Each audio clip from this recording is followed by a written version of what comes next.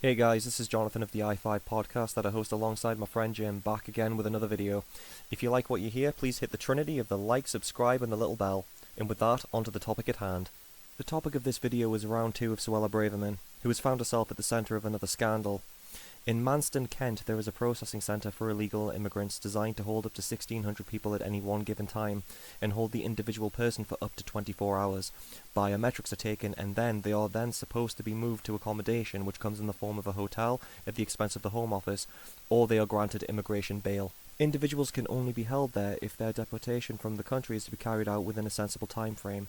This is legal and part of the immigration process. The facility is staffed and designed to carry out this function. What it was not designed to do was house 4,000 people for 3 to 4 weeks. This is where the problem comes in for Braverman. Conditions at this processing centre deteriorated massively due to the amount of people being kept there.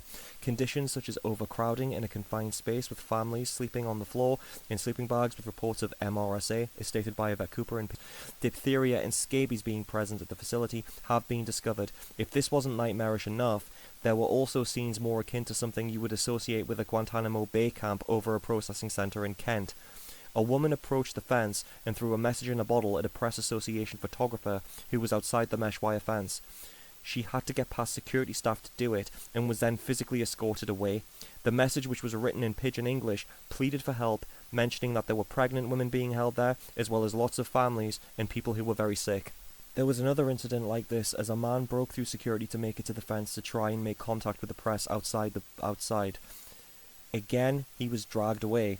Whatever your attitude may be in relation to the large amount of people crossing the channel illegally, and your stance on illegal immigration in general, having a toned-down version of Guantanamo Bay is both morally reprehensible and highly illegal. Some government officials are even calling this out as such. It's understood now, after a statement made by Robert Jenrick, that the numbers are back down to 1,600 as of today, the 10th of November. But for potentially 4 weeks people were held in these illegal conditions, and this is not justified by any argument. In PMQs, Suella Braverman tried a few deflections. The first one I'll talk about is her stating not all illegal immigrants are refugees. Some are criminals, including human traffickers and other dangers to society.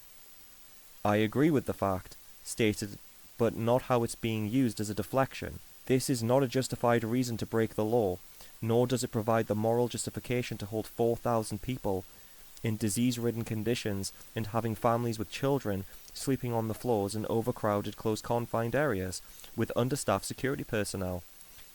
Locking criminals in with families is highly dangerous even without these circumstances. The pointing out of this fact also reflects badly on her in that respect as well.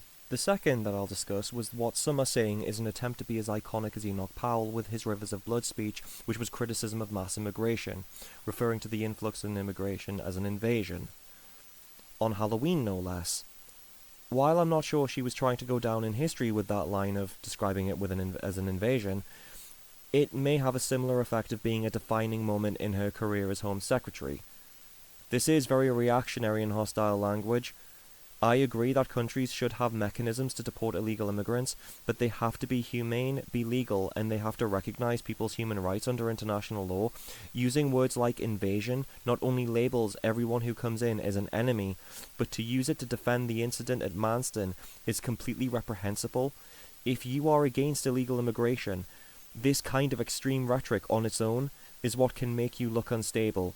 Used to defend Manston takes it to a new extreme. According to Bloomberg, in relation to the cause of the 4,000 person build-up, the blocking of relocating people to hotels or on bail after processing, the paper trail of when that policy stopped leads to Braverman. Priti Patel, the previous Home Secretary, maintained the policy.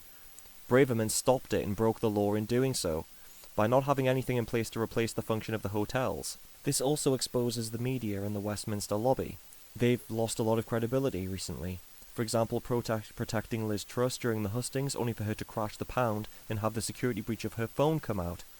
Hell, a week or two ago, many of the lobby, including Talk TV's political editor and The Sun political editor, were protecting Braverman, claiming because she resigned once and held herself accountable, then that was fine. Well, look what else she's done now. The same editor, and many others like her, also said that Rishi Sunak's was mansplaining when he said Liz Truss's unfunded tax cuts would crash the economy, which they would go on to do. The reason why they've turned on Braverman is because they've blown their credibility over the last month and have no choice.